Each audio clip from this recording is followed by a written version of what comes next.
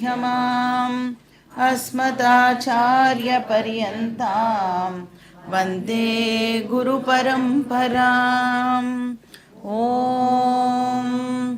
पार्थाय प्रतिबोधितां भगवता नारायणेन स्वयं व्यासेन कृतितां पुराणमुनिना मध्ये महाभारतम् अद्वैतामृतवर्षिणीं भगवती अष्टादशाध्यायिनीम् अम्ब त्वामनुसन्ददामि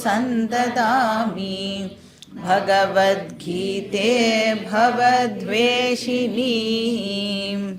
वसुदेवसुतं देवं कंसचाणूरमर्दनं देवकी परमानन्दं कृष्णं वन्दे जगद्गुरुं मूकं करोति वाचालं पङ्गुं लङ्घयते गिरिं यत्कृपातमहं परमानन्दमाधवम्।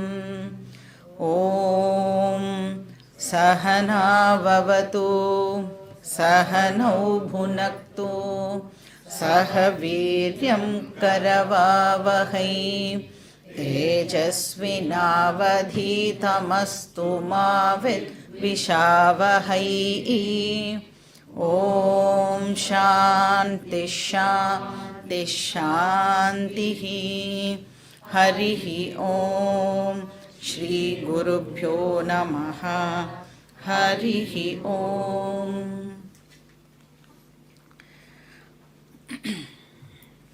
ஸோ 12வது ஸ்லோகத்திலிருந்து 25வது ஸ்லோகம் வரைக்கும் கிருஷ்ணர் ஆத்மஸ்வரூபத்தை பற்றி நமக்கு எக்ஸ்பிளைன் பண்ணார் அப்படின்னு பார்த்தோம். ஆத்மாவோட நேச்சர் என்ன அப்படின்னா, என்னோட நேச்சர் என்ன அப்படிங்கிறத கிருஷ்ணர் நம்மளுக்கு எக்ஸ்பிளைன் பண்ணிட்டு இருக்க. எப்படி நான் அனாத்மாலேருந்து டிஃபர் ஆகிறேன் அப்படிங்கிறது நம்மளுக்கு சொல்லி கொடுக்குறார். அனாத்மா அப்படின்னு சொன்னால் இந்த பாடி மைண்டு சென்ஸ் காம்ப்ளெக்ஸை நாம் அனாத்மா அப்படின்னு சொல்கிறோம். இப்போ இது ரெண்டும் மிக்ஸ் ஆகி இருக்கிறதுனால நம்மளுக்கு இந்த கன்ஃபியூஷன் ஏற்பட்டிருக்கு. அதனால் நான் என்ன நினச்சிட்டு இருக்கேன், நான் அனாத்மா பாடி அப்படின்னு நான் நினச்சிட்டு இருக்கேன் இல்லையா. இப்போ கிருஷ்ணர் என்ன பண்ணுறார், அது ரெண்டுத்துடைய நேச்சரை எடுத்து நம்மளுக்கு சொல்கிறது மூலமாக, அந்த தன்மை அப்படின்னு சொல்லுவோம் இல்லையா, அதை நம்மளுக்கு எடுத்து சொல்கிறது மூலமாக அந்த கன்ஃபியூஷனை இப்போது நம்மளுக்கு சார்ட் பண்ணுற. இப்போ அனாத்மா நீ கிடையாது, ஆத்மா தான் உன்னுடைய ரியல் ஐ. இப்போ இந்த பாடி மைண்ட் சென்ஸ் காம்ப்ளெக்ஸ்லாம் பின்ன என்னது அப்படின்னா, அது unreal I or fake I. அதை நீ யூஸ் பண்ணிட்டு இருக்க, டிரான்சாக்ஷன்லாம் பண்ணுறதுக்கு நீ பயன்படுத்துகிற ஒரு இன்ஸ்ட்ருமெண்ட்டு தான் இது எல்லாம். இப்போ அல்டிமேட்டாக ஒரு நாள் இல்லை ஒரு நாள் இந்த உண்மையை நீ டிஸ்கவர் பண்ணியே ஆகணும். போஸ்ட்போன் வேணால் பண்ணலாம், நாம் இதை தெரிஞ்சுக்கிறதுக்கு நாளைக்கு வரேன், அடுத்த வருஷம் வரேன், இல்லை அடுத்த ஜன்மா வரேன் அப்படின்னு கூட போஸ்ட்போன் பண்ணலாம். ஆனால் டெஃபினட்டாக ஒரு நாளைக்கு இதை நாம் தெரிஞ்சுட்டே ஆகணும். இப்போ நான் இந்த பாடி மைண்டு சென்ஸ் காம்ப்ளெக்ஸ்லேருந்து வேறான ஆத்ம தத்துவம் அப்படின்னு தெரிஞ்சுக்கிறோம் இல்லையா, இந்த அறிவுக்கு பேர் ஆத்ம ஞானம். இந்த நாலேஜை தான் நாம் ஆத்ம ஞானம் அப்படின்னு சொல்கிறோம். இதை தான் ஞான யோகா அப்படின்னு சொல்கிறோம், இல்லைனா சாங்கிய யோகா அப்படின்னு சொல்கிறோம். இந்த சாப்டரோட பேர் என்னது எடுத்து பாருங்க, லாஸ்ட்டு பேஜில் இருக்கும். இத்தி உபனிஷத்சு பிரம்ம வித்யாயாம் யோக சாஸ்திரி, அந்த இடத்துல பாருங்க இருக்கும் சாங்கிய யோகா அப்படின்னு இருக்கும். செகண்ட் சாப்டர் சாங்கிய யோகம். இப்போ இந்த சாப்டர் படிக்கிறது மூலமாக நம்மளுக்கு என்ன கிடைக்கிறது, ஆத்ம ஞானம் நமக்கு கிடைக்கிறது. இப்போ 25வது ஸ்லோகத்துக்கு மேலே கிருஷ்ணர் நம்மளுக்கு ஒரு சம்மரி மாதிரி இப்போது கொடுத்துண்டு வரார். இப்போ ப்ராக்டிக்கலாகவும் வந்து சில எக்ஸ்ப்ளனேஷன்ஸை நம்மளுக்கு கொடுக்குறார். என்ன சொல்கிறார்? எது ஒன்று பிறந்ததோ அது டெஃபினட்டாக ஒரு நாள் இல்லாமல் தான் போகும். ஜாதஸ்ய ஹித்ருவோ மிருத்யுஹு அப்படின்னு சொல்கிறார். இதுக்கு வந்து நீ ஏன் வந்து இவ்வளோ கவலைப்படுற, ஆர் வந்து ஏன் பிஹேவ் பண்ணிக்கிற, இந்த மாதிரி வந்து அழிஞ்சு போகிறதே அப்படின்னு நீ ஏன் வந்து சும்மா கம்ப்ளைண்ட் பண்ணிட்டு இருக்க அப்படின்னு கேட்குற. இப்போ எந்த ஒரு விஷயம் சாய்ஸ்லெஸ்ஸோ பிறந்ததுன்னா இறக்கும். இதில் ஏதாவது நம்மளுக்கு சாய்ஸ் இருக்கான்னா சாய்ஸே கிடையாது. அப்போ சாய்ஸ் இல்லாத ஒரு விஷயத்தில் நமக்கு இருக்கிற ஒரே சாய்ஸ் என்னது? அக்செப்டன்ஸ். அக்செப்ட் பண்ணிக்கிறது தான் நமக்கு இருக்கிற ஒரே சாய்ஸ். अपरिहार्य अर्थे नत्वं शोषितु अर्हसि. இப்போ பாஸ்ட்டை நம்மளால் மாற்ற முடியாது, ப்ரெசண்ட்டையும் ஒன்றும் பண்ண முடியாது. ஃப்யூச்சரில் வேணால் சில விஷயங்களை நாம் வந்து மாற்றுறதுக்கு முயற்சி பண்ணலாம். அதுலேயும் என்னது, ஃப்யூச்சரில் டோட்டல் கண்ட்ரோல் நம்மக்கிட்ட இருக்கான்னா இல்லை. அப்போ நம்மளால் என்ன பண்ண முடியும்? கான்ட்ரிபியூட் மட்டும்தான் நம்மளால் பண்ண முடியும். நம்ம என்றைக்குமே வந்து கான்ட்ரிபியூட்டராக மட்டுமே இருக்க முடியும். கண்ட்ரோலராக ஒரு நாளைக்கும் நம்மளால் இருக்க முடியாது. அதுக்கப்புறம் என்ன சொன்னார்? பர்த்துக்கும் டெத்துக்கும் வந்து ஒரு புது டெஃபினேஷனை நமக்கு வந்து கிருஷ்ணர் கொடுத்தார் இல்லையா? அவ்யக்தாதீனி மத்தியானி அவ்யக்தாதீனி பூதானி வியக்த மத்தியானி பாரத அப்படின்னு சொன்னார் இல்லையா? அப்போ எது ஒன்று அன்மேனிஃபெஸ்ட் ஃபார்ம்லேருந்து மேனிஃபெஸ்ட் ஆகிறதோ அதுக்கு பேர் பர்த்து அப்படின்னு சொல்கிறார். அப்போது ஒன்று வந்து இப்போ ஒன்று இருக்குது, பிறந்திருக்கு அப்படின்னா அது பிறக்கிறதுக்கு முன்னாடி எப்படி இருந்தது? அன்மேனிஃபெஸ்ட் ஃபார்மில் இருந்தது. அவ்யக்தாத் ஆதீனி. அப்போ முதல்ல எப்படி இருந்தது அது அப்படின்னா அன்மேனிஃபெஸ்ட் ஃபார்ம், அவ்யக்த ரூபத்தில் அது இருந்தது. அப்புறம் என்ன ஆகிறது? அவ்யக்த ரூபம் இப்போது வியக்தம் ஆகிறது. அதை தான் நாம் வந்து பர்த் அப்படின்னு சொல்கிறோம். அதுக்கப்புறம் என்ன ஆகிறது? திருப்பியும் அந்த வியக்தம் அவ்யக்தமாக மாறுறது. அந்த மாதிரி அவ்யக்தமாக மாறுறத இப்போ நாம் டெத் அப்படின்னு சொல்கிறோம். இதுதான் இங்கே நடந்துட்டுருக்கு. இதுக்கு ஏன் நீ வந்து ரொம்ப கவலைப்படுற அப்படின்னு வந்து கிருஷ்ணர் சொல்கிறார். அடுத்த ஸ்லோகம் என்ன சொல்கிறாருன்னு ஸ்லோகம் படிச்சுட்டு பார்க்கலாம். ஸ்லோகா நம்பர் 29. ஆச்சர்யவத் பஷ்யதி கஷ்சிதேனம்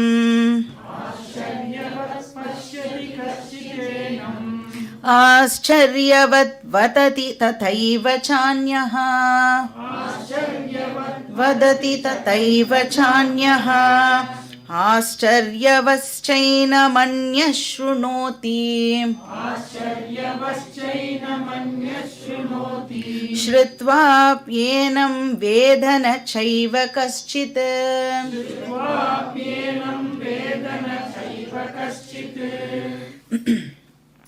இப்போ என்ன சொல்கிறார்?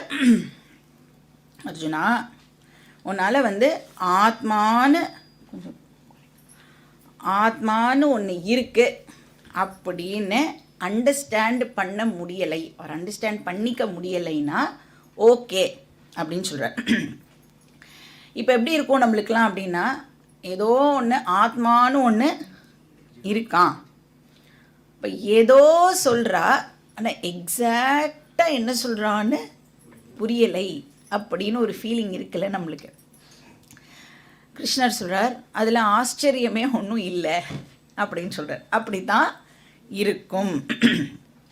ஏன் அப்படின்னு பார்த்தோன்னா, இந்த விஷயம் இருக்குல்ல, இந்த ஆத்ம ஞானம் அப்படின்னு சொல்கிறோமே, அது ரொம்ப ரொம்ப சூக்ஷ்மமான ஒரு விஷயமாக இருக்குது.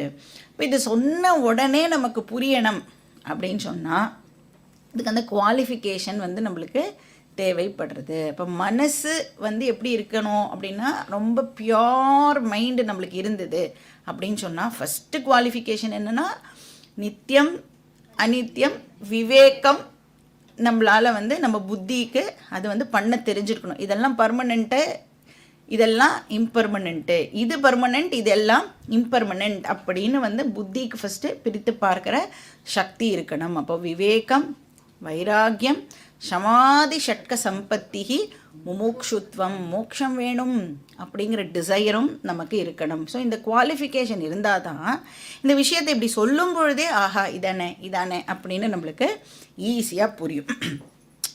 இப்போ கிருஷ்ணருக்கு என்ன சொல்கிறார், ஆத்மா அப்படிங்கிறதே ஒரு ஆச்சரியமான ஒரு விஷயம் அப்படின்னு சொல்கிறார். இதில் ஆத்ம ஞானம் இருக்கே அது கேட்கவே வேண்டாம், வண்டரோ வண்டர் அப்படின்னு சொல்கிறார். இந்த ஃபிசிக்ஸில் வந்து தியரி ஆஃப் ரிலேட்டிவிட்டி அப்படின்னு ஒரு டாபிக் இருக்குல்ல, அது வந்து ரொம்ப பெருசாக பேசுவாள். ஏன் பெருசாக பேசுவா அப்படின்னா, வேர்ல்ட்லேயே ரொம்ப ஃபியூ பீப்புளால் தான் அதை ரியலாகவே அண்டர்ஸ்டாண்ட் பண்ணிக்க முடியும். அப்போ ஒரு லோக்கல் தியரி ஆஃப் ரிலேட்டிவிட்டியே இந்த கஷ்டப்படுறோம் அப்படின்னா இது என்னது, அப்சல்யூட் ரியாலிட்டி. இது எப்படி வந்து ஈஸியாக இருக்க முடியும்? அப்போது அந்த அப்சல்யூட் ரியாலிட்டியை டீச் பண்ணுறது எவ்வளோ ஒரு கஷ்டமான வேலை. அது வந்து வண்டரோ வண்டர் அப்படின்னு சொல்கிறார். அப்போ இந்த ஆத்ம ஞானத்தை வந்து நம்ம இந்த மாதிரிலாம் ஈஸியாக எல்லாருக்கும் சொல்லிலாம் கொடுக்கக்கூடாது, இது வந்து ரகசியமாக தான் வச்சுக்கணும் அப்படின்லாம் சில பேர் சொல்லுவாள். அதுக்கு கிருஷ்ணர் சொல்கிறார், ரகசியமாக வச்சுக்க வேண்டிய அவசியமே இல்லை, இப்படி ஓப்பனாக நாம் வந்து இதை சொல்லலாம், இது அப்போ கூட ரகசியமாகவே தான் இருக்கும் அப்படின்னு கிருஷ்ணர் வந்து சொல்கிறார். அப்படின்னா என்னது, இப்போ நான் சொன்னால் கூட இது வந்து புரிய போகிறது இல்லை. இப்போ இந்த நாலேஜ் வந்து அவ்வளோ சட்டிலான ஒரு நாலேஜாக இது இருக்குது. ஏன் அப்படின்னா, ஏன் வந்து புரிய மாட்டேங்கிறது அப்படின்னு பார்த்தோம்னா, இப்போ நம்ம வந்து கிட்டத்தட்ட இந்த 2வது அத்தியாயம் ஆரம்பித்ததுலேருந்து நிறைய வாட்டி ஆத்மா ஆத்மா ஆத்மா அப்படிங்கிற வார்த்தையை காதால் கேட்டிருக்கோம் இல்லையா? இப்போ ஒவ்வொரு வாட்டியும் ஆத்மாங்கிற வார்த்தை நம்மளுடைய காதில் விழும் பொழுது நாம் வந்து எப்படி வந்து அந்த ஆத்மாங்கிற வார்த்தையை எடுத்துக்கிறோம் அப்படின்னா, ஆத்மான்னு ஒன்று இருக்கு போல இருக்குது. ஒரு ஆப்பிளை பார்க்குற மாதிரி ஆத்மாவை ஒரு நாள் நான் பார்ப்பேன். இல்லை ஆப்பிள்னால் வந்து ரொம்ப ஸ்தூலமாக இருக்கிற விஷயம், இது வந்து சூக்ஷ்மம் அப்படின்னு சொன்னால், இப்போ நம்மளுடைய மனசில் நிறைய இமோஷன்ஸ்லாம் வருதுல்ல. இப்போ பசி அப்படின்னா எப்படி இருக்குதுன்னு நம்மளுக்கு தெரியாது, அது ஒரு ஃபீலிங் நம்மளுக்கு தெரியாது. கோபம் அப்படின்னா அந்த ஃபீலிங் நம்மளுக்கு தெரியாது. அந்த மாதிரி இது ஏதோ ஒரு ஃபீலிங்லாம் நம்மளுக்கு ஏற்படும் போல இருக்குது அப்படின்னு ஏதோ ஒரு எக்ஸ்பீரியன்ஸ் பண்ண வேண்டிய ஆப்ஜெக்ட் மாதிரியே நாம் வந்து இந்த ஆத்மாவை இப்போது எதிர்பார்த்துட்டு இருக்கோம். அதனால தான் சில பேர்லாம் பார்த்தீங்கன்னா மெடிடேட் பண்ணுவாள், ஹவர்ஸ் டுகெதர் உட்காந்துட்டு கண்ணை மூடிட்டு தியானம் பண்ணுவாள். என்னதுக்கு தியானம் பண்ணுறேன்னு கேட்டால், ஆத்மா நான் பார்க்கணும், ஆத்மாவை நான் எக்ஸ்பீரியன்ஸ் பண்ணணும் அப்படின்னு சொல்லி வெயிட் பண்ணிட்டு இருக்கேன் அப்படின்னு சொல்லுவாள். இப்போ எங்கே தப்பு நடக்கிறது, இதை ஆப்ஜெக்டாக பார்க்கணும்னு நினைக்கிறோம்ல, ஆர் ஆப்ஜெக்டை எக்ஸ்பீரியன்ஸ் பண்ணணும், ஆப்ஜெக்டை புரிஞ்சுக்கணும்னு நினைக்கிறோம் இல்லையா, அங்கே தான் நாம் தப்பு பண்ணுறோம். அப்போ இது என்னது, சப்ஜெக்ட். சப்ஜெக்ட்னா நான். அப்போ யார் வந்து ஆத்மாவை எக்ஸ்பீரியன்ஸ் பண்ணணும்னு நினைக்கிறாளோ அந்த பர்சன் தான் ஆத்மா, அந்த எக்ஸ்பீரியன்ஸர் தான் ஆத்மா.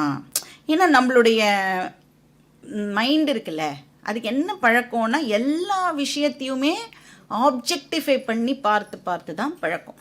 இப்போ ஏதாவது ஒரு புதுசாக ஒன்று சொன்னால் கூட நம்மளுக்கு ஆல்ரெடி தெரிஞ்ச விஷயத்தோடு நாம் அதை கம்பேர் பண்ணி, இப்போ வந்து ஏதோ ஒரு புது பழம் அப்படின்னா எப்படி ஆப்பிள் மாதிரி இருக்குமா, கிரேப்ஸ் மாதிரி இருக்குமா, பைனாப்பிள் மாதிரி இருக்குமா அப்படின்னு தான் நாம் வந்து கம்பேர் பண்ணி அதை புரிஞ்சுக்கிறதுக்கு முயற்சி பண்ணுவோம். அப்போ என்ன பண்ணுறோம், அதை ஒரு பொருளாக நாம் வந்து கிரகிச்சிக்க ட்ரை பண்ணுறோம் இல்லையா. அதை ஒரு பொருளாக நம்மளால் கிரகிக்க முடியாது. ஏன்னா அது என்னது, ஆத்மா அப்பிரமேயா அப்படின்னு பார்த்தோம்ல, அது பிரமேயம் கிடையாது. நம்மளுடைய சென்ஸ் ஆர்கன்ஸ்னால தானே ஏதோ ஒரு ஆப்ஜெக்டை பற்றின விஷயத்தை கிரகிக்கிறோம். இப்போ வந்து டச் அப்படின்னா இட்ஸ் நாட் அன் ஆப்ஜெக்ட் இல்லை, அது வந்து ஒரு அந்த டச் வந்து எப்படி தெரிஞ்சுக்கிறோம், ஒரு சாட்டின் டச், சில்க் டச், அந்த மாதிரி கூட இதை நம்மளால் வந்து கிரகிக்க முடியாது. அப்போ எதை வந்து நாம் எக்ஸ்பீரியன்ஸ் பண்ணினாலும் அது ஆத்மா இல்லை. ஏன்னா ஆத்மா கேன் நெவர் பி எக்ஸ்பீரியன்ஸ்டு. ஏன்னா எது ஒன்று எக்ஸ்பீரியன்ஸ் பண்ணின்னு இருக்கோ அதுதான் ஆத்மா. சரி, அப்போ வந்து டீச்சர் இப்போ என்ன பண்ணுறா, இது ஆத்மா இல்லை, இது ஆத்மா இல்லை, இது ஆத்மா இல்லை அப்படின்னு நம்மளுக்கு என்னெல்லாம் தெரியுமோ அது எதுவுமே ஆத்மா இல்லை அப்படின்னு டீச் பண்ணுறான். நீ என்னெல்லாம் எக்ஸ்பீரியன்ஸ் பண்ணுறியோ அது எதுவுமே ஆத்மா கிடையாது அப்படின்னு சொல்லிடுறான். அப்போ கடைசியில் வந்து சரி எதுவுமே இல்லையா அப்படின்னு நாம் வந்து கன்க்ளூட் பண்ணிட்டு போயிடுவோம் இல்லையா. நத்திங்னஸ் தான் இருக்குது போல இருக்குது, சூன்யம் தான் இருக்குது போல இருக்குது அப்படின்னா அப்போ டீச்சர் அங்கே என்ன பண்ணணும், எதுவுமே இல்லைங்கிறதும் இல்லை. அப்புறம் நீ என்னெல்லாம் எக்ஸ்பீரியன்ஸ் பண்ணுறியோ அது ஆத்மா இல்லை, அதனால எதுவுமே இல்லை அப்படின்னும் நீ தப்பாக நினச்சிட்டு போயிடக்கூடாது. இருக்கிறது ஆத்மா மட்டும்தான் அப்படின்னு இப்போது டீச்சர் நம்மளுக்கு சொல்லி கொடுக்க வேண்டியதாக இருக்குது. அந்த ஆத்மாவை விட ஒரு கிரேட்டஸ்ட் விஷயம் உலகத்தில் இல்லை. அப்போ இந்த ஸ்லோகத்தில் கிருஷ்ணர் என்ன பண்ணுறார் அப்படின்னா ஆத்ம ஞானத்தினுடைய க்ளோரியை நமக்கு சொல்கிறார். மகிமா அப்படின்னு சொல்லுவோம்ல, மகிமையை பற்றி இந்த ஸ்லோகத்தில் சொல்கிறார். இந்த ஆத்ம ஞானத்துக்கு நிறைய க்ளோரிஸ் இருக்குது. ஆனால் கிருஷ்ணர் வந்து இந்த இடத்துல எதை பேஸ் பண்ணி சொல்கிறார் அப்படின்னா இந்த ஆத்ம ஞானத்தினுடைய யுனீக்னஸ் இருக்கு இல்லையா, ரேர்னஸ் அப்படின்னு சொல்லுவோம்ல, அதை பேஸ் பண்ணி இந்த ஸ்லோகத்தில் அதோட க்ளோரியை ப்ரெசென்ட் பண்ணுறார். நம்ம வந்து இந்த 7 wonders ஆஃப் த வேர்ல்டு அப்படின்னு நம்ம ஸ்கூல்லலாம் நம்ம படிச்சிருப்போம்ல. ஃபஸ்ட்டு அதுவே தப்பு. நிஜமாகவே ஒண்டராக இருக்கிறதெல்லாம் விட்டுட்டு வேறு எதெல்லாமே வந்து இந்த ஒண்டர் லிஸ்ட்டில் போட்டு வச்சுருக்கா, அதுவே ஃபஸ்ட்டு தப்பு. அந்த ஒண்டர்லாம் இது கிட்டக்கவே வர முடியாதுங்கிறார் கிருஷ்ணர். ஆத்மா தான் இருக்கிறதுலையே கிரேட்டஸ்ட் ஒண்டர் அப்படின்னு சொல்கிறார். இப்போ எதை பேஸ் பண்ணி சொல்கிறார் அப்படின்னா இப்போ லைஃப்பில் எல்லாருக்குமே வந்து ஏதோ ஒரு பேசிக் கோல் இருக்கும்ல. ஒருத்தருக்கும் வந்து இதை நான் அடையணும் அப்படின்னு ஒருத்தருக்கும் ஒரு கோல் இருக்கும். இப்போ வந்து ஸ்போர்ட்ஸ் பர்சன்னா ஸ்போர்ட்ஸில் இந்த ஹைட்ஸை நான் வந்து ரீச் பண்ணணும் அப்படின்னு இருப்பா. இப்போ ஒரு பிஸ்னஸ் மேன்னா இந்த டார்கெட்டை நான் வந்து ரீச் பண்ணணும்னு இருப்பா. இப்போ ஒரு பாலிட்டிக்ஸில் இருக்கிற பர்சன்னா இந்த பதவியை நான் அடையணும். அந்த மாதிரி ஒருத்தருக்கும் வந்து இப்போ ஒரு இல்லை நான் வந்து நார்மலாக ஒரு ஆஃபீஸில் வேலை பார்க்குறேன் அப்படின்னா எனக்கு இந்த பொசிஷன் வரணும். வீட்டில் இருக்கிறவாளுக்கு இதையெல்லாம் நான் பண்ணிட்டேன்னா நான் வந்து கம்ப்ளீட் அப்படின்னு வீட்டில் இருக்கிறவா அந்த மாதிரி யோசிப்பாள். அப்போ எல்லாமே எதுக்காக அப்படின்னா அந்த ஃபுல்ஃபில்மெண்ட்டுன்னு சொல்கிறோம்ல, இதை அடைஞ்சிட்டேன்னா இந்த பதவி எனக்கு கிடச்சிருத்துன்னா ஐ எம் டன், என் மனசு அப்படியே வந்து நிறைஞ்சு போயிடும். அப்போ எல்லாருமே எதுக்கு ஒர்க் பண்ணுறோம், அந்த ஃபுல்ஃபில்மெண்ட் நமக்கு கிடைக்கணும் அப்படிங்கிறதுக்காக வந்து எல்லாரும் ஒர்க் பண்ணுறோம்.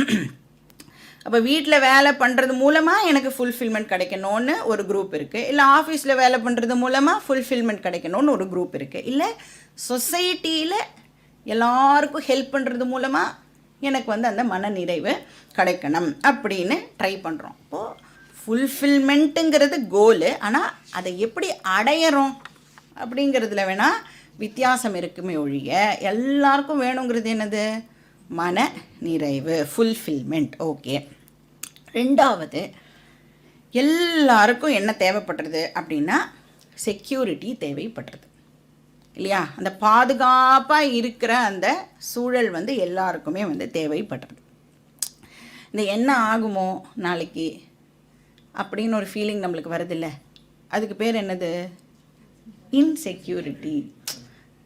நான் வந்து எல்லாமே பண்ணியிருக்கேன், இருந்தாலும் நாளைக்கு ஏதாவது ஒரு பிரச்சனை வந்துடுத்துனா, நான் எல்லாமே வந்து கரெக்டாக தான் பார்த்து என் ஃபேமிலிக்கு பண்ணி வச்சுருக்கேன், இருந்தாலும் அப்படின்னு நம்மளுக்கு ஒரு தாட் வருதில்ல, அந்த தாட்டுக்கு பேர் இன்செக்யூரிட்டி அப்படின்னு அர்த்தம். இப்போ பணம் இல்லாத போது ஒரு விதமான இன்செக்யூரிட்டி நம்ம எல்லாருக்கும் ஏற்படுறது.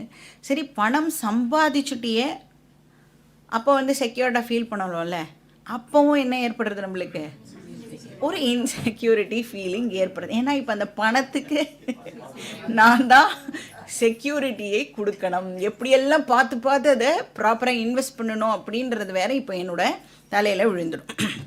அப்போ எப்போயுமே வந்து இந்த இன்செக்யூரிட்டி ஃபீலிங் நம்மளை விட்டு போகவே மாட்டேங்குது. அதுக்கப்புறம் என்ன ட்ரை பண்ணுறோம் அப்படின்னா, என்ன பண்ணினா நான் எப்போவுமே ஆனந்தமாக இருப்பேன். அந்த நம்மளுக்கு வந்து ஒரு அந்த ஈஸி சேரில் படுத்துட்டு ஜாலியாக ஒரு என்ஜாய் பண்ணணும்னு ஒரு ஆசை இருக்குல்ல, எப்போவுமே நான் வந்து அந்த ஈஸி சேர்லையே படுத்துட்டு எப்போவுமே எப்படி ஜாலியாக இருக்கிறது, ஆனந்தமாக இருக்கணும். இந்த 3 விஷயந்தான் ஒருத்தருமே வந்து ஆக்சுவலாக தேடிட்டு போகிறது. Fulfilment, security, happiness.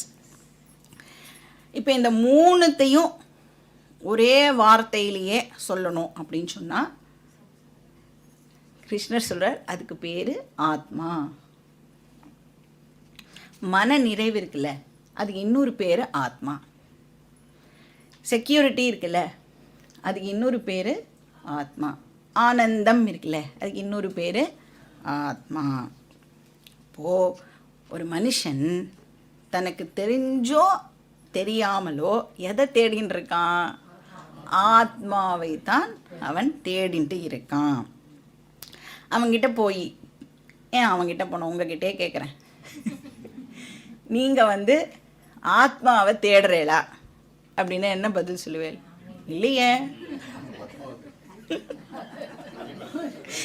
என்ன சொல்வேல்? எது தேடுறேன்னு கேட்டால் நிம்மதியை தேடுறேன், ஆனந்தத்தை தேடுறேன், பாதுகாப்பாக இருக்கணுங்கிற அந்த விஷயத்தை தேடுறேன் அப்படின்னு தான் சொல்லுவோமே தவிர ஒரு நாளைக்கு கூட ஆத்மாவை தேடுறேன் அப்படின்னு சொல்லவே மாட்டோம்.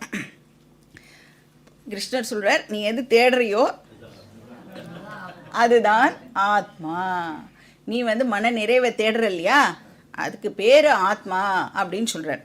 ஆனந்தத்தை தேடுறையே, அதுக்கு பேர் ஆத்மா.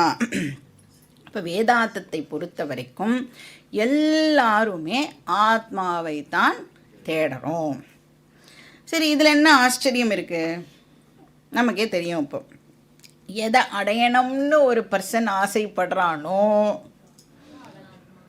ஆத்மாவை அடையணும்னு ஆசைப்படுறான், அந்த ஆத்மா யார்? அவன்தான். யார் தேடுறாளோ அதுதான் அந்த ஆத்மா. இப்போ what is sought is nothing but the seeker. அப்போ ஆத்மா தான் ஒருத்தருடைய அந்த இன்ட்ரின்சிக் நேச்சர். அது தெரியாமல், அதாவது எதை நான் தேடுறேனோ அதுதான் நான் அப்படின்னு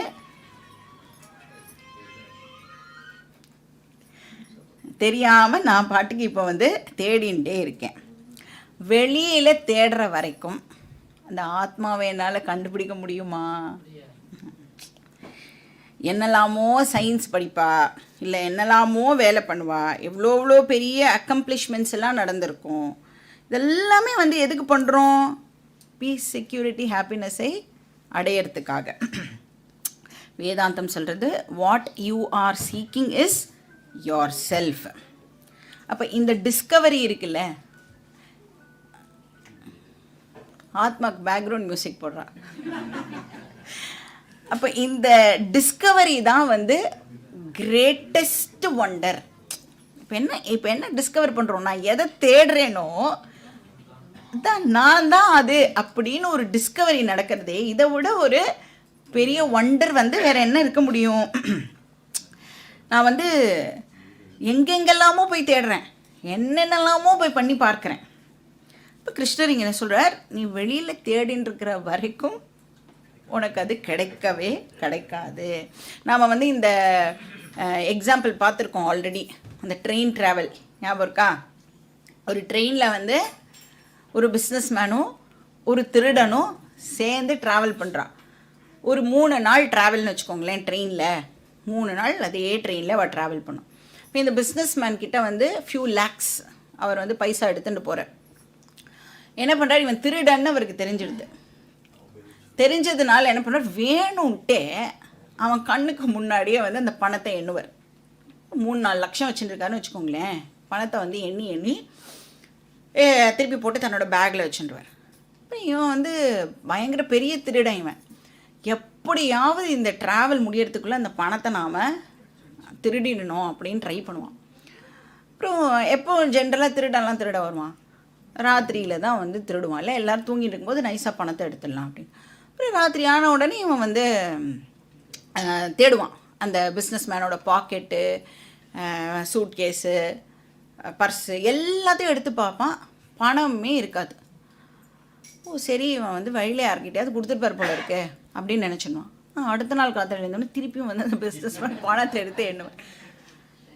திருப்பியும் அன்றைக்கி நைட்டு ட்ரை பண்ணுவான். அவனால் வந்து திருடவே முடியாது, பணமே இருக்காது. அடுத்த நாள் காத்தால் திருப்பி எண்ணுவார். அவன் வந்து பெரிய திருடன்ல, சரி இவர்கிட்ட ஏதாவது டெக்னிக் இருக்கும் போல இருக்கு, எப்படியாவது நம்ம வெக்கத்தை விட்டு கேட்டுடலாம், எப்படி தான் இந்த பணத்தை வந்து இவர் வந்து எங்கே தான் பாதுகாப்பாக வச்சுருக்கார் அப்படின்னா. இப்போ அந்த பிஸ்னஸ்மேன் வந்து சொல்கிறார், பணம் இங்கே தான் இருந்தது அப்படின்னு சொல்கிறார். எங்கே வச்சுருந்தேன், எப்படி என்னால் கண்டுபிடிக்கவே முடியல அப்படின்னா, உன்னோட தலகாணிக்கு கீழே தான் நான் வந்து அந்த பணத்தை வச்சுருந்தேன். அதுவும் எப்போ வைப்பார், ராத்திரி மட்டும்தான் அவனோட தலகாணிக்கு கீழே வைப்பார். கார்த்தால் எழுந்தோடனே என்றாரே, உடனே வேறு எங்கேயாவது பத்திரமா வந்து அவன் எடுக்காத மாதிரி ஹீல் டேக் கேர். நைட் மட்டும் என்ன பண்ணிவிடுவார், அவனுடைய தலகாணிக்கு கீழே அந்த பணத்தை வச்சுட்டு அவர் நிம்மதியாக தூங்கிடுவார். என்ன தைரியத்தில் தூங்குறார், அவன் போய் அவன் தலகாணிக்கு கீழே ஒரு நாளைக்கும் அதை தேட போகிறது இல்லை அப்படிங்கிற தைரியம்தான். அந்த மாதிரி நாம் என்ன பண்ணிட்டு இருக்கோம், ஒரு நாள் கூட ஒரு மருந்துக்கு கூட நான் தான் பீஸ், செக்யூரிட்டி, ஹாப்பினஸ் அப்படின்னு யோசிக்க போகிறது கூட நாம் கிடையாது. ஏன், வெரி பிஸி. பாலஸ்தாவது கிரீட்டாசக்தா, தருணஸ்தாவது தருணீசக்தா, விருத்தஸ்தாவது சிந்தாசக்தா, பரமே பிரம்மணி கோபின சக்தா. பிரம்மன் கிட்டக்க யாருமே வரமாட்டா. பிரம்மன் எப்பயும் சேஃபாக இருந்துகிட்டே இருக்கும். ஏன்னா நம்ம எல்லாரும் பிஸி, அவ வேலையை பார்க்குறதுலையே வந்து ரொம்ப பிஸியாக இருக்கும். விருத்தஸ்தாவது, வயசானவாளுக்கு எது அழகு, என்ன பண்ணிட்டு இருக்கா எல்லா வயசானவாளும், சிந்தாசக்தா, கவலைப்படலைன்னா வயசானதுக்கு அழகாக இருக்குமா, அது இல்லை கவலைப்பட்டே ஆகணும். இல்லைனா கூட வரவழைச்சு, ஏன்னா வேறு யாராவது என்னை கேட்டுவிட்டான்னா எப்படி நீ கவலையே இல்லாமல் இருக்கேன்னு கேட்டால் தப்பு இல்லையா. அதனால் ஏதாவது ஒரு கவலையை நானே வரவழைச்சுட்டு இருந்தால் தான் அந்த வயசானதுக்கு அழகு. பிரம்மன்லாம் இருக்கட்டும், இப்போ இல்லைன்னா இன்னொரு நாள் பார்த்துக்கலாம் அப்படின்னு எல்லாரும் வந்து பிரம்மனை பற்றி யோசிக்கிறதுக்கு நோ டைம். நாம் வந்து தேடவே போகிறது இல்லை. நம்மக்கிட்ட தான் அது இருக்குதுன்னு ஒரு நாள் கூட நாம் தேட போகிறது இல்லை. தப்பி தவறி இந்த மாதிரி கிளாஸுக்கெலாம் வந்துட்டோம்னா இங்கேருந்து தெரிஞ்சுக்கிறோம், நீ எதை தேடுறியோ அது நீ தான். அப்போ எப்படி இருக்குது நம்மளுக்கு, கேட்ட உடனே என்னது நானா அப்படின்னு நம்மளுக்கு ஒரு ஷாக் ஒன்று ஏற்படுறது. அப்போ கூட சரி ஏதோ சொல்கிறா, கிளாஸுக்கெலாம் வரும், நம்மளெல்லாம் வந்து ஏதோ என்கரேஜ் பண்ணணுங்கிறதுக்காக ஏதோ சொல்கிறா போல இருக்குது அப்படிங்கிற அளவுக்கு தான் நம்மளால் அதை அண்டர்ஸ்டாண்ட் பண்ணிக்க முடியுமே ஒழிய, நான் எப்படி அந்த ஆத்மாவாக இருக்க முடியும். சரி எல்லாம் கூட ஓகே, ஆனால் நான் தான் ஆனந்தம், அதை எப்படி நான் ஒத்துக்க முடியும் இல்லையா. அப்போ நாமளே என்ன பண்ணிவிடுவோம், டெஃபினட்டாக நான் ஆனந்தமாலாம் இருக்க முடியாது அப்படின்னு கன்க்ளூட் பண்ணி, நான் ஒரு செப்பரேட் பர்சன், அப்புறம் ஆத்மானு ஒன்று எங்கேயோ இருக்குது, ஒரு நாள் அதை நான் வந்து மீட் பண்ணுவேன் போல இருக்குது. இது மாதிரி கிளாஸ் எல்லாம் கேட்டுட்டே ஏதோ நல்ல விஷயங்கள்லாம் பண்ணிகிட்டே இருந்தால் ஒரு நாள் அந்த ஆத்மா எனக்கு ஒரு ஹாய் அப்படின்னு வந்து சொல்லும் அப்படின்னு நினச்சின்னு இருக்கோம். அந்த மாதிரி இதை ஆப்ஜெக்டிஃபை பண்ணி பார்க்கறதுக்கே ட்ரை பண்ணிட்டு இருக்கிறதுனால இந்த விஷயம் ஆச்சரியமான ஒரு விஷயமாகவே கண்டினியூ ஆகிறது. அதனால் பிரம்மன் அப்படிங்கிறது வந்து இப்போ நம்ம தெரிஞ்சுக்கிறோம் இல்லையா, அது வந்து it is not a new substance. பிரம்மன்கிற ஏதோ ஒரு புது விஷயத்தை நாம் வந்து இது படிக்கிறது மூலமாக தெரிஞ்சுக்கலை. பிரம்மன்கிறது என்னோட நியூ ஸ்டேட்டஸ், நான் தான் அந்த பிரம்மன் அப்படின்னு ஒரு நியூ ஸ்டேட்டஸை சாஸ்திரம் எனக்கு ரிவீல் பண்ணுறது. இப்போ நான் வந்து வேதாந்தா கிளாஸுக்கெலாம் வர வரைக்கும் என்னை பற்றி என்ன நினச்சிட்டு இருந்தேன், ஐ ஆம் ஸோ அண்ட் ஸோ. நான் வந்து எஸ், நான் வந்து இந்த individual body, I am very small. என்னால் வந்து சில விஷயங்கள்லாம் பண்ண முடியும், பல விஷயங்களை என்னால் வந்து பண்ணவே முடியாது. நான் வந்து இன்செக்யூர். ஆனால் வேதாந்தம் மட்டும்தான் அந்த ராங் ஐடியாஸ் எல்லாத்தையும் வந்து ரிமூவ் பண்ணி நம்மளுடைய ஒரிஜினல் ஸ்டேட்டஸை நமக்கு காமிச்சு கொடுக்கறது. அதுதான் ரிவீல் பண்ணுறது. என்ன சொல்கிறது? நீந்தான் அந்த பூர்ணகா, நீந்தான் அந்த செக்யூர் ஆத்மா, நீந்தான் அந்த ஆனந்த ஆத்மா அப்படின்னு நம்மளுக்கு சொல்லி கொடுக்கறது. இந்த மகாபாரதத்தில் கர்ணன் இருந்தான்ல, எல்லாருக்குமே தெரியும்ல கர்ணன். அவன் வந்து குந்தியை மீட் பண்ணுறான். இந்த போருக்கு முன்னாடி குந்தி போய் கர்ணன் கிட்ட பேசணும் அப்படின்னு போவா இல்லையா? இப்போது கர்ணனுக்கு தான் குந்தியோட பையன்னு தெரியாது. அந்த மீட்டிங் நடக்கிறதுக்கு முன்னாடி வரைக்கும் அவனுக்கு இப்போ தெரியாது.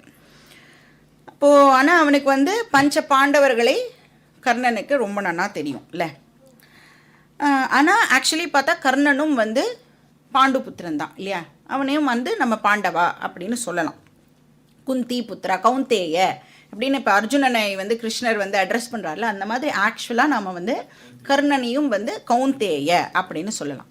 இப்போ குந்தி போய் கர்ணன் கிட்ட எனக்கு மொத்தம் 6 குழந்தைகள் அப்படின்னு சொல்கிறான்னு வச்சுக்கோங்க. அப்படி தான் அவள் சொன்னான். அப்போ வந்து கர்ணன் வந்து குந்தி கிட்ட இப்போ என்ன கேட்பான்? அப்படியா, உங்களுக்கு 6 குழந்தைகளா? யார் இந்த 6வது பையன்? அப்படி கேட்கும் பொழுது அந்த 6வது பையன் நானாக தான் இருக்கும்னு ஒரு ஸ்லைட்டஸ்ட் ஐடியா கூட கர்ணனுக்கு இருந்திருக்காது. என்ன கேள்வி கேட்பான் அவன்? எப்படி இருப்பான் அந்த பையன்? உங்களை மாதிரி இருப்பானா? அர்ஜுனன் மாதிரி இருப்பானா? தர்மர் மாதிரி இருப்பானா? பாண்டு மாதிரி இருப்பானா? எப்படி இருப்பான் அப்படின்னு அவன் கொஸ்டின்ஸ் மேலே கொஸ்டின்ஸ் கேட்பான். ஏன்னா அவனுக்கு ஆல்ரெடி அவன்கிட்ட இப்போ இருக்கிற மிஸ்கன்செப்ஷன் என்ன? அவன் ஆல்ரெடி என்ன ராங் ஐடியாவை நன்னா மனசில் பதிச்சு வச்சுட்டு இருக்கான். நான் ராதேயா, ராதையின் மைந்தன் அப்படிங்கிற அந்த ஐடியா நன்னா அவனுடைய ஆழ் மனசில் இப்போ பதிஞ்சிருக்கிறதுனால இப்போ குந்தி வந்து எனக்கு 6 பசங்க அப்படின்னு சொல்லும் பொழுது அந்த 6வது பையன் நானாக தான் இருக்கணும்னு அவனுக்கு நினச்சி கூட அவனால் இப்போ பார்க்கவே முடியாது. இப்போ போய் குந்தி வந்து அந்த 6வது பையன் வந்து அந்த 6வது பையனை நீ மீட் பண்ணியிருக்க அப்படின்னு கர்ணன் கிட்ட சொல்ல முடியுமா? ஒரு 6வது பையனை நீ மீட் பண்ண போகிற அப்படின்னு கர்ணன் கிட்ட வந்து குந்தியால் சொல்ல முடியுமா? நான் இதுக்கு முன்னாடி அவனை பார்த்துருக்கேனா அப்படின்னு கர்ணன் கேட்டா என்ன பதில்? குந்தியால் என்ன பதில் சொல்ல முடியும்? நான் அவனை வந்து மீட் பண்ண முடியுமா அப்படின்னு இப்போ வந்து கர்ணன் கேட்குறான்னா என்ன பதில் சொல்கிறது அதுக்கு?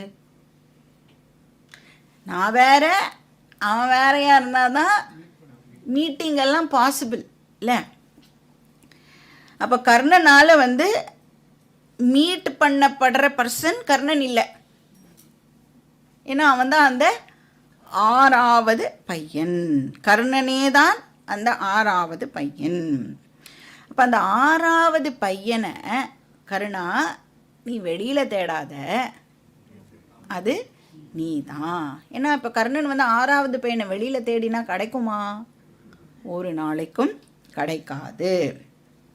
இப்போ இந்த 6வது பையன் நான் தான் அப்படின்னு கர்ணன் வந்து புரிஞ்சுட்டான் இல்லையா? அவனுக்கு தெரிஞ்சுடுத்து.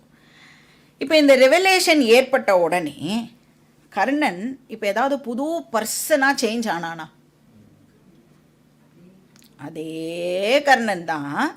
ஆனால் இப்போ என்ன, இந்த அறிவு வந்ததுக்கப்புறம் குந்தியின் புத்திரன் அப்படிங்கிற அறிவு வந்ததுக்கப்புறம் இப்போ என்ன ஆகிறது? ஆக்சுவலாக நான் ராதையின் மைந்தன்னுங்கிற ஸ்டேட்டஸு போய் குந்தியின் புத்திரன் அப்படிங்கிற ஸ்டேட்டஸ் வருது. நான் ராங்காக ஒரு ஐடியா என்னை பற்றி நினச்சிருந்தேனே, அந்த ராங் ஐடியாவை நான் ட்ராப் பண்ணிவிட்டு எது வந்து ஃபேக்டோ அதை நான் இப்போது கரெக்டாக அண்டர்ஸ்டாண்ட் பண்ணிக்கிறேன். இன்ஃபேக்ட் பிரம்மன்கிறது என்னோடய நியூ ஸ்டேட்டஸ் அப்படின்னு கூட சொல்ல முடியாது. அதுதான் என்னுடைய ஒரிஜினல் நேம், நான் தான் அது. ஆனால் நான் ராங்காக வேறு ஏதோ ஒரு ஸ்டேட்டஸை எனக்கு கொடுத்து வச்சுருந்தேன், அதை ட்ராப் பண்ணுறேன். அவ்வளோதான் இங்கே நடக்கிறது. ஏன்னா கர்ணனுடைய மனக்குறையே என்னது அப்படின்னு பார்த்தா, அவனுக்கு வந்து நான் சத்திரியன் இல்லையா, அதுதான் வந்து அவனுக்கு ஒரு பெரிய வருத்தமாக இருந்தது இல்லையா. அதை தான் அவனால் வந்து ஒத்துக்க முடியல. க்ஷத்ரியன் இல்லை அப்படிங்கிறத அவனால் வந்து அக்செப்ட் பண்ணவே முடியலை. அதனால் எல்லாரும் அவனை வந்து சீண்டிலாம் பார்த்தா, கிண்டல்லாம் பண்ணினா, எல்லாம் பண்ணினான். இப்போ வந்து குந்தி வந்து நீ கௌந்தேய அப்படின்னு சொல்லும் பொழுது என்ன ஆகுறது, நான் க்ஷத்ரியன் இல்லைங்கிற நோஷன் ட்ராப் ஆகி நான் க்ஷத்ரியன்தான் அப்படிங்கிறத அவன் இப்போது ஓன் அப் பண்ணுறான். இதில் ஃபிசிக்கல் சேஞ்ச் ஏதாவது அவனுக்கு நடந்துதானா? ஒன்றும் நடக்கலை. ஏதாவது மிஸ்டிக் எக்ஸ்பீரியன்ஸ்லாம் இங்கே ஏதாவது ஏற்பட்டுதா? ஒரு மிஸ்டிக் எக்ஸ்பீரியன்ஸும் ஏற்படலை. அப்போ it is just a silent recognition of fact. அதுதான் இங்கே நடக்கிறது. பட் கர்ணன் படத்தில் வந்து சிவாஜி வந்து பயங்கரமாக ஆக்ஷன்லாம் பண்ணி, ஐயோ நான் வந்து ராதையின் மைந்தன் இல்லை உன்னுடைய பையனா அப்படின்னு பயங்கர சீனெல்லாம் போட்டு 1,00,000 ரூபாய்க்கெல்லாம் அவர் நடிச்சிருப்பார். அந்த மாதிரி வந்து நீ தான் பிரம்மன் அப்படின்னு சொன்னோடனே நம்மளால் வந்து ஏதாவது நம்மளுக்கு அந்த மாதிரிலாம் எதாவது ஆகுமானா அந்த மாதிரிலாம் எதுவும் ஆகாது. ஏன்னா இப்போ டிவிலேயோ இல்லை சினிமாலேயோ மனசில் நடக்கிற உற்பத்தி ஆகிற தாட்டை எக்ஸ்ப்ரெஸ் பண்ணணுன்னா அவள் வெளியில் ஏதாவது ஒரு கடமுடான்னு பண்ணி ஒரு அந்த ஜிகுலாம் பண்ணினாதான் அந்த மாதிரி விஷயங்கள்லாம் நடக்கிறது அப்படின்னு நம்மளால் புரிஞ்சுக்க முடியும். இப்போ நம்மளோட விஷயத்தில் நமக்கு ஒரு தாட், நான் பிரம்மன் அப்படிங்கிற அண்டர்ஸ்டாண்டிங் நமக்கு ஏற்படும். வேறு ஏதாவது எனக்கு ஃபிசிக்கலாக ஒளிவட்டம்லாம் ஏதாவது வருமா ஜீனா? ஒன்றுமே வராது. இன்னும் எக்ஸ்ட்ராவாக 4 பேர் நம்மளை திட்டிட்டு போவாளே ஒழிய நமக்கு ஒரு சேஞ்ச் ஒன்றுமே வந்து நடக்காது. இப்போ நாம் வந்து அவளை பார்க்குற விதம் இருக்குல்ல, அது மாறிடும். எக்ஸ்ட்ராவாக 4 திட்டினா கூட ஒன்றுமே நமக்கு அது அஃபெக்டு ஆகாது. அப்போ சைலண்ட்டாக நான் வந்து என்னுடைய மிஸ்கன்செப்ஷனை ட்ராப் பண்ணுறேன். எந்த ஃபிசிக்கல் சேஞ்சோ மிஸ்டிக் எக்ஸ்பீரியன்ஸோ எதுவுமே இங்கே நடக்கிறது இல்லை. அப்போ இந்த செல்ஃப் நாலேஜ் வண்டரா இல்லையா? கிரேட்டஸ்ட் வண்டர் அப்படின்னு இங்கே கிருஷ்ணர் சொல்கிறார். ஏன்னா நான் எதை தேடின்னு இருக்கேனோ அதுதான் நான். இப்போ இதுதான் செல்ஃப் நாலேஜ். கஷ்டித் ஏனம் ஆச்சரியவத் பஷ்யதி. இப்போது இதை தெரிஞ்சுண்டவன் யோசிப்பான்ல, சுச்சோ இவ்வளோ நாள் இது தெரியாமல் போச்சே எனக்கு அப்படின்னு அவன் வந்து ஆச்சரியப்படுவான் இல்லை. இது தெரியாமல் இவ்வளோ வருஷம் நான் வந்து என்னோடய வாழ்க்கையை வந்து வேஸ்ட் பண்ணிட்டேனே. அதனால தான் இப்போ நம்ம கிளாஸ்க்கெலாம் வந்தால் நமக்கு என்ன தோன்றுது, இன்னும் கொஞ்சம் முன்னாடியே வந்திருந்தா இன்னும் கூட நல்லா இருந்திருக்கும்ல அப்படின்னு நம்மளுக்கு தோன்றதில்ல. இப்போ நம்ம வந்து சின்ன வயசில் இருக்கும் பொழுது, ஸ்கூல்லாம் படிக்கும் பொழுது நம்மளுடைய பேரண்ட்ஸை பார்த்தே நம்ம வந்து ஆக்சுவலாக பொறாமப்படுவோம். எப்படி பொறாமப்படுவோம் அப்படின்னா, அவன் அம்மா வந்து எப்பவுமே ஆற்றுலேயே இருக்கா, ஜாலியாக வந்து அதாவது எங்கேயும் வெளியில் போகணும், ஹோம்ஒர்க்லாம் பண்ணணும் அந்த மாதிரிலாம் எதுவும் இல்லை. ஜாலியாக உட்காந்து எப்போ வேணுமோ இப்போ டிவிலாம் பார்க்கலாம். அம்மா வந்து ஜாலியாக இருக்கா. அப்பா வந்து ஆஃபீஸ் போயிட்டு வந்தோடனே ரிமோட் எடுத்துட்டுருவா. என்ன வேணுமோ அதை வந்து அப்பாவும் வந்து தனக்கு என்ன வேணுமோ அதை வந்து பண்ணிப்பா அப்படின்னு நம்மளுக்கு வந்து ஒரு மிஸ்கன்செப்ஷன் இருக்கும்ல. நம்ம வந்து பேரண்ட்ஸுக்கு வந்து எந்த ரெஸ்பான்சிபிலிட்டியும் இல்லை, நமக்கு தான் இந்த ஸ்கூல் போகணும், ஹோம்ஒர்க் பண்ணணும், காலேஜ் போகணும், நன்னா படிக்கணும், இதெல்லாம் இருக்குது. சரி, இப்போ நீ பேரண்ட் ஆகிட்டல, அப்போ என்ன நினைக்கணும்? நீ இப்போ ஜாலியாக இருக்கியா? நீ என்ன நினச்ச சின்ன வயசில்? பேரண்ட்ஸ் எல்லாம் ஜாலியாக இருக்கா, நோ ரெஸ்பான்சிபிலிட்டி, நமக்கு தான் படிக்கிற வேலை இருக்குது. நீ பேரண்ட் ஆன உடனே அப்போவும் ஜாலியாக இல்லை. நம்ம அப்போ என்ன நினைக்கிறோம், சரி ரிட்டையர் ஆனால் நமக்கு ரெஸ்பான்சிபிலிட்டிலாம் இருக்காது, அப்போ நாம் வந்து ஒரு ஜாலியான லைஃப்பை வந்து லீடு பண்ணலாம். இப்போ என்ன பண்ணுறோம், ஆனந்தத்தை போஸ்ட்போன் பண்ணிகிட்டே இருக்கோம். ஆனந்தம்ங்கிறது என்னைக்கோ ஒரு நாள் எனக்கு கிடைக்க போகிற ஒரு விஷயம் போல இருக்குது. ரிட்டையர் ஆன உடனே அவ்வளோ பிஸியாலாம் நான் இருக்க மாட்டேன். சரி, இந்த ஆனந்தம்லாம் என்னது அப்படிங்கிற விஷயம்லாம் இந்த மாதிரி இந்த வேதாந்தா கிளாஸ்லலாம் சொல்லித்தரான்னு யாராவது நம்ம காதில் போட்டால் கூட அப்போ கூட என்ன சொல்லுவோம், சரி நான் டைம் இருந்தால் போய் பார்க்குறேன். ஆஃப்டர் ரிட்டையர்மெண்ட் கூட பிஸியாக இருப்பா, நான் கன்சல்டண்ட்டாக வேலை பார்க்குறேன்வா, இல்லைன்னா நான் வந்து கோவிலில் பார்த்துக்கிறேன்வா, இல்லைன்னா ஏதோ ஒரு வேலை எனக்கு இருக்குது, அதனால் வந்து இதுக்கெல்லாம் என்னால் வர முடியாது, நோ டைம். அப்போ நாம் என்ன பண்ணுறோம், இந்த பீஸ், செக்யூரிட்டி, ஹாப்பினஸை போஸ்ட்போன் பண்ணிகிட்டே போகிறோம். அந்த குதிரை வந்து ஃபாஸ்ட்டாக ஓடணும் அப்படின்னு சொல்லி குதிரைக்கு முன்னாடி ஒரு புல்லுக்கட்டை வந்து கட்டி விட்டுருப்பா, பார்த்துருக்கீங்களா நீங்கள்? அப்போ குதிரை வந்து என்ன நினைக்கும், வேகமாக ஓடினோன்னா அந்த புல்லுக்கட்டு நம்மளுக்கு கிடச்சிடும் அப்படின்னு நினைக்கும்.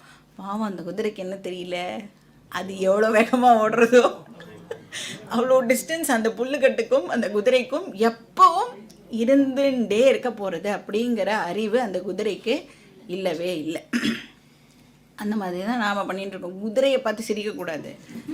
நாம் என்ன பண்ணிகிட்டு இருக்கோம் இப்போது, அந்த குதிரைக்கு முன்னாடி இருக்கிற புல்லுக்கட்டு மாதிரி தான் எதையோ தேடிண்டு பின்னாடி ஓடிண்டு இருக்கும். இப்போ அந்த ஓடுற டைரக்ஷன் கரெக்டாக இருந்ததுன்னா ப்ராப்ளம் இல்லை, கிளாஸ்க்கெலாம் வந்துட்டோன்னா ப்ராப்ளம் இல்லை. ஆனால் எத்தனை பேர் இந்த மாதிரிலாம் விஷயங்கள் இருக்குதுன்னு தெரியாமல் உலகத்தில் இருக்காள், அவள்லாம் ஆக்சுவலாக என்ன பண்ணிகிட்டு இருக்கான்னா ராங் டைரக்ஷனில் ஓடிண்டு இருக்கா. அப்போ என்றைக்கு அவளுக்குலாம் இந்த விஷயம்லாம் இருக்குதுன்னு தெரிஞ்சு எப்போ அவள்லாம் இதுக்கு வருவா? இப்போ நம்மலாம் வந்து நிஜமாகவே அவ்வளோ புண்ணியம் பண்ணியிருக்கோம். அவ்வளோ புண்ணியம் பண்ணியிருக்கிறதுனால தான் கிருஷ்ணர் சொல்கிற விஷயத்தை நம்மளால் வந்து இப்போது காது கொடுத்து கேட்க முடியறது. அப்போ ராங் டைரக்ஷனில் ஓடாமல் ரைட்டான டைரக்ஷனில் தான் நாம் எல்லாம் இப்போது ஓடிட்டு இருக்கோம்.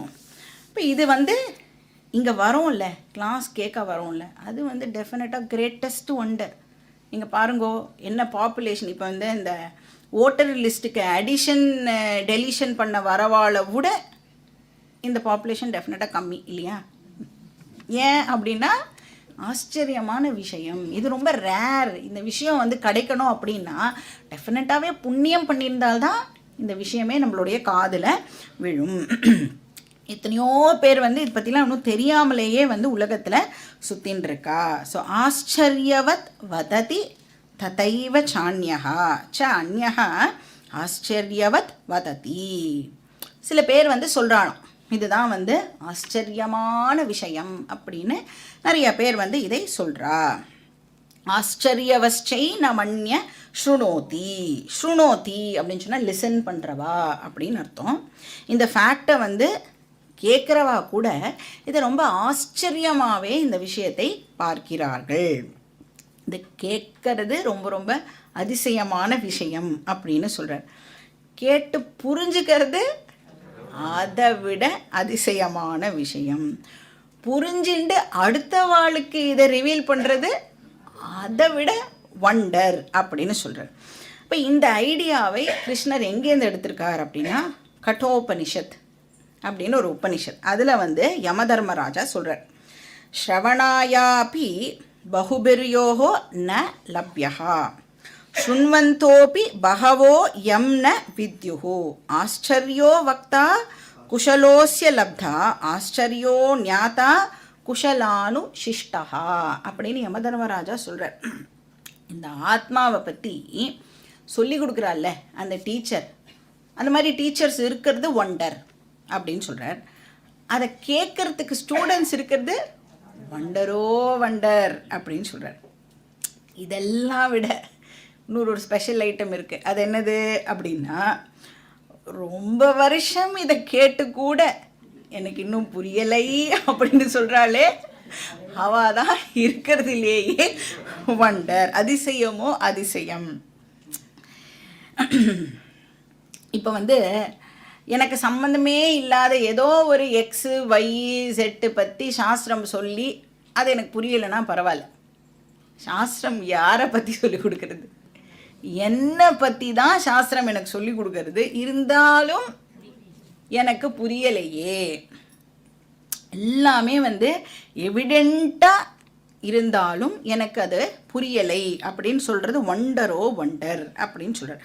அப்போ டீச்சர் ஒண்டர், தெரிஞ்சுக்கிறவா ஒண்டர், படிச்சும் புரிஞ்சிக்காமல் போகிறவா வண்டரோ வண்டர். ஸ்ருத்வா ஏனம், கேட்டதுக்கு அப்புறம் கூட கஷ்டித் நைவ வேத, சில பேருக்கு அது புரியாமல் போகிறது. ஏன் புரியாமல் போகிறது? மறுபடியும் அந்த ஆப்ஜெக்டிஃபை பண்ணுற டெண்டன்சி இருக்குல்ல, நமக்கு ஒரு பொருளாக அதை பார்த்துடணும் அப்படின்னு நினைக்கிறோம் இல்லையா, அந்த டெண்டன்சி இருக்கிற வரைக்கும் இந்த விஷயம் நமக்கு புரியாது. ஏன்னா எல்லாரும் வந்து இப்போ இந்த புக்ஸ் எல்லாம் படிப்பா, நிறைய வேறு வேறு விஷயங்கள்லாம் கேட்டு எல்லாருமே ஏதோ ராங்காக கன்க்ளூட் பண்ணி ஆத்மா ஒரு நாள் வந்து எனக்கு இந்த ஒளிமயமாக தெரியும், இந்த மாதிரிலாம் நிறைய மிஸ்கன்செப்ஷன்ஸ்லாம் இருக்குது, அது வந்து என்னை பிளெஸ் பண்ணிட்டு போகும் அப்படின்னு ராங்காக நிறைய ஐடியாஸ்லாம் வச்சுட்டு வெளியிலேயே அதை தேடிட்டு இருப்பா. இல்லைன்னா உள்ளே தேடுவா. அது உள்ளேயும் இல்லை வெளியிலையும் இல்லை, அது நான் தான். அப்போ இந்த நேக் இருக்குல்ல, இது தெரிகிற வரைக்கும் புரியாது. நேக்கு தெரிஞ்சிடுத்துனா இதை விட ஒரு ஈஸியான விஷயம் வேறு ஒன்றுமே இல்லை. ஸோ இதுதான் வந்து ஞான மகிமா. அடுத்த ஸ்லோகம், ஸ்லோகா நம்பர் 30. தேஹி நித்யமவத்யோயம் தேஹே சர்வஸ்ய பாரத தஸ்மாத் சர்வாணி பூதானி நத்வம் சோஷிதுமர்ஹசி.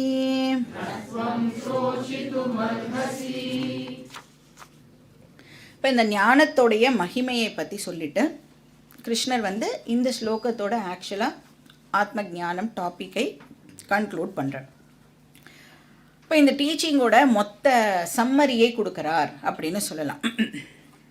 ஸோ ஃபஸ்ட்டு லெசன் என்ன அப்படின்னா, இந்த உடம்புக்கு வயோதிகம், அப்புறம் ஆல் கைண்ட் ஆஃப் சேஞ்சஸ், மரணம், இதெல்லாம் இந்த உடம்புக்கு உண்டு. வியாதி, மரணம், இதெல்லாம் இந்த உடம்புக்கு உண்டு. இது இந்த மாதிரி இந்த வியாதிலாம் வந்தது அப்படின்னு சொன்னால் அதெல்லாம் ஓரளவுக்கு நம்மளால் அதை கண்ட்ரோல் பண்ண முடியும். ஆனால் டோட்டலாக எதுவுமே வராமல் என்னால் பார்த்துக்க முடியுமா அப்படின்னா அதெல்லாம் நம்மளால் டோட்டலாக அது நம்மளுடைய கண்ட்ரோலில் இல்லை. அப்போ பிறந்திருக்கிறோம் அப்படிங்கிற அறிவு வந்த உடனேயே ஒரு நாள் போயிடுவோம் அப்படிங்கிற ஃபேக்டையும் நாம் வந்து அக்செப்ட் பண்ணிக்கணும். ரெண்டாவது, இந்த ஸ்தூல சரீரம் இந்த ஃபிசிக்கல் பாடியில் தான் இந்த ரியல் ஐயும் இருக்குது. இந்த பாடி வந்து வெறும் வேஷம், இட் இஸ் அ காஸ்டியூம், அன்னமய கோஷகா. இப்போ இந்த தேகத்துக்குள்ள தேஹி இருக்கான். தேஹி நித்யஹா, தேகம் அனித்யஹா. இதை வந்து நீ அப்படியே பீஷ்மர், துரோணர் எல்லாருக்கும் அப்ளை பண்ணு அப்படின்னு கிருஷ்ணர் வந்து இங்கே சொல்கிறார். இப்போ வேதாந்தம் படிக்கிறதுனால என்னுடைய க்ளோஸ் குவார்ட்டர்ஸில் இருக்கிற யாருக்காவது ஏதாவது ஆயிடுது அப்படின்னு சொன்னால் எனக்கு துக்கமே ஏற்படாதா? டோட்டலாக நம்மளால் துக்கத்தை ரிமூவ் பண்ண முடியாது, ஆனால் அறிவோடு துக்கப்பட முடியும், அறிவோடு வருத்தப்பட முடியும்.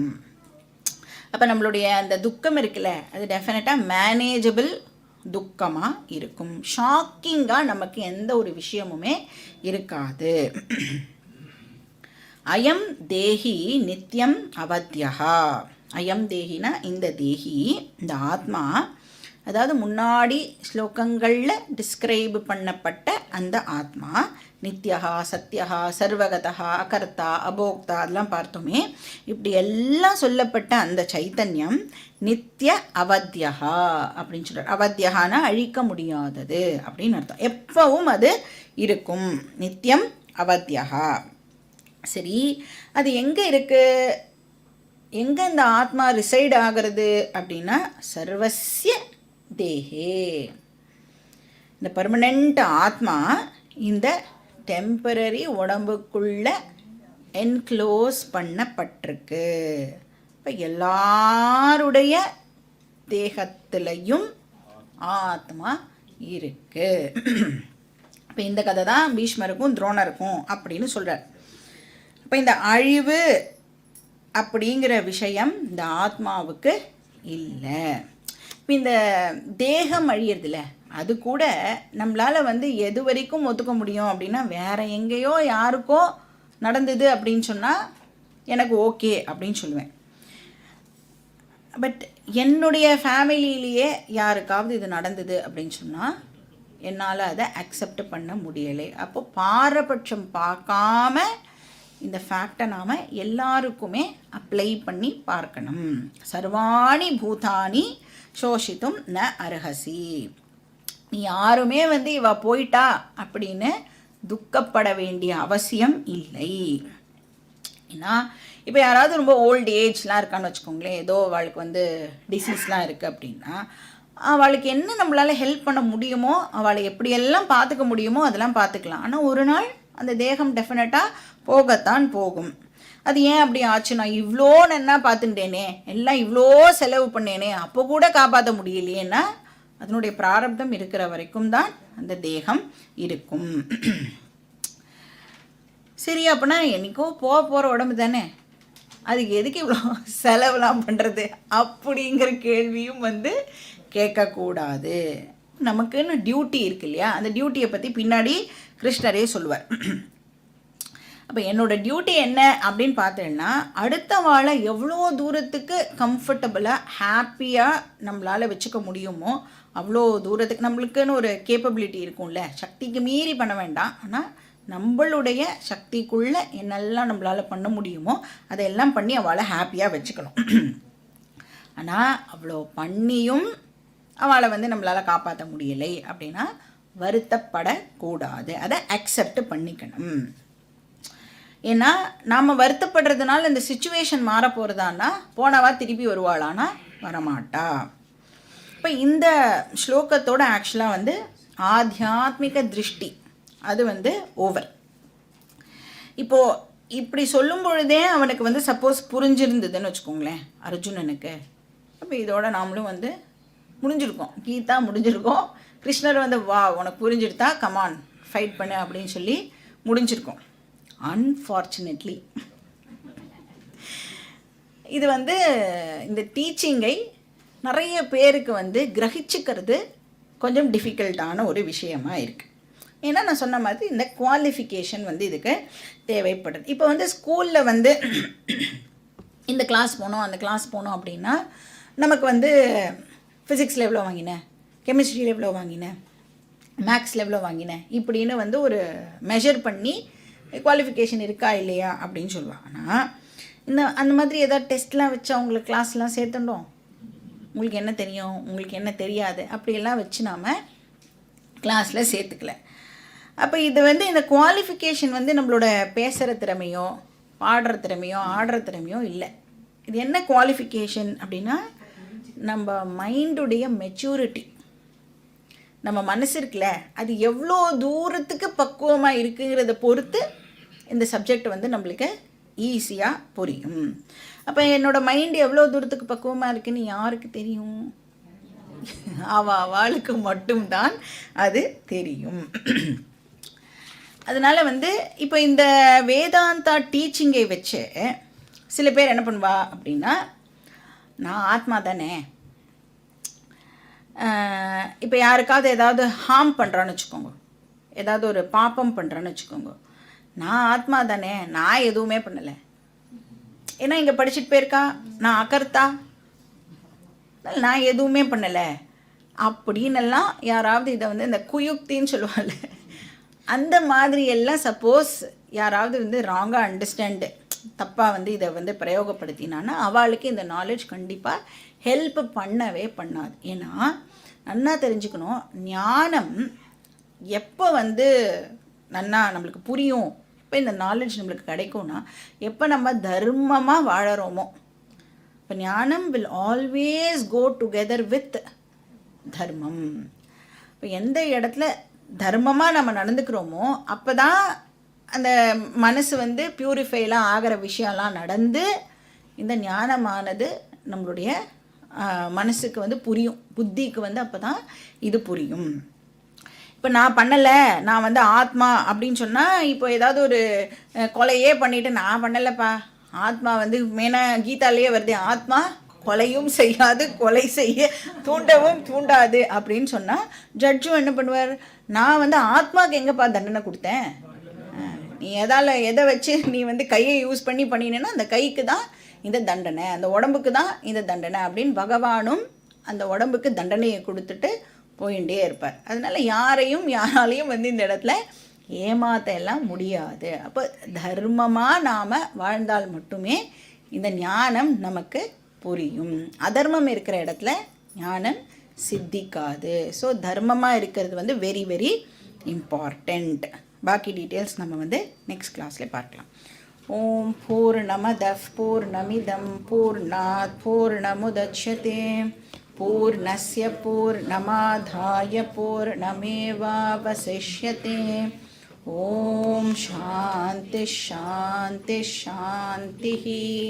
ஹரிः ஓம். ஸ்ரீ குருभ्यो நமः. ஹரிः ஓம்.